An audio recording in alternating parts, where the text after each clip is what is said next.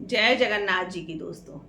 आज की कहानी बनारस के एक धनी परिवार की है, जो कि एक मतलब व्यक्ति था और उसकी पत्नी थी और उसके 4 बच्चे थे। धीरे धीरे करके चारों की शादियां हो गई।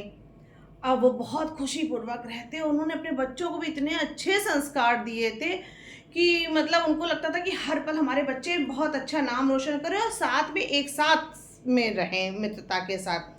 कभी भी हमारे बच्चों में लड़ाई झगड़ा ना हो। अब चलता रहा, धीरे धीरे बच्चे पढ़ लिख के बड़े हो गए, मगर व्यापार था तो व्यापार में सब लोग एक साथ व्यापार करने लगे। अब पिता के साथ सवेरे चारों जाते और शाम को 5 लोग लौट आते और अपना उनकी सबकी शादियां हुई थी। बहुएं भी अपना साथ में मिलजुल के काम करती खुशी खुशी, क्योंकि उनके घर के सभी मेंबर एक दूसरे की बहुत हेल्प करते थे। ऐसा चलता रहा और रात दिन उनके पास पैसा बढ़ता जा रहा था, बढ़ता जा रहा था। एक दिन लक्ष्मी जी ने सोचा, ये तो ऐसा व्यापार भी नहीं करते जिससे उससे भी ज़्यादा उनके पास पैसा आ रहा है। हमें कुछ ना कुछ पता लगाना चाहिए इनकी तरकीब का।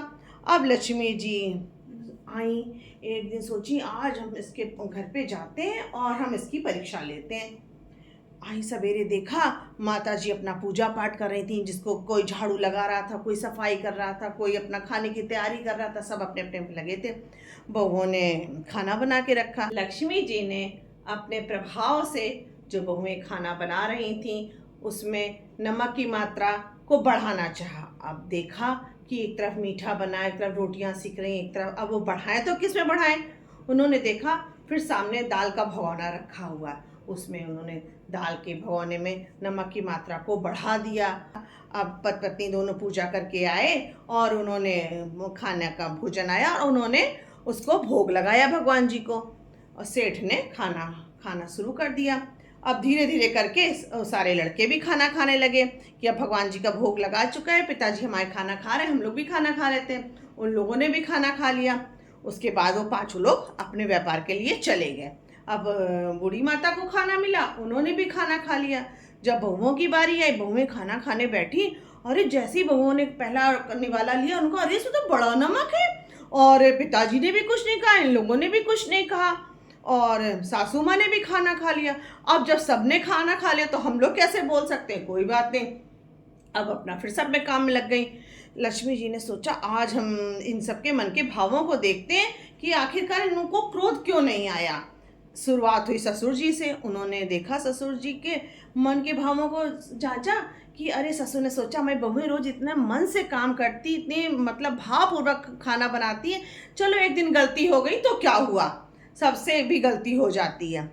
अब लड़कों को चेक करने की सोचा। लड़कों ने सोचा अरे जब भगवान जी का भोग लग चुका है, पिताजी मेरे खा चुके हैं, तो हम लोग क्या बोले जब पिताजी ने नहीं कुछ बोला। लड़कों ने बड़ा प्रेम पूर्वक खा लिया। अब जब माँ की बारी आई, माँ ने सोचा मेरे पति खा चुके, मेरे बच्चे खाना खा के चले जा चुके, तो फिर हमारा क्या बोलने का राइट होता है। अब इस तरीके से बहुओं ने भी कुछ नहीं बोला था, क्योंकि सब बड़ों ने खाना खा लिया था। ये चलता रहा।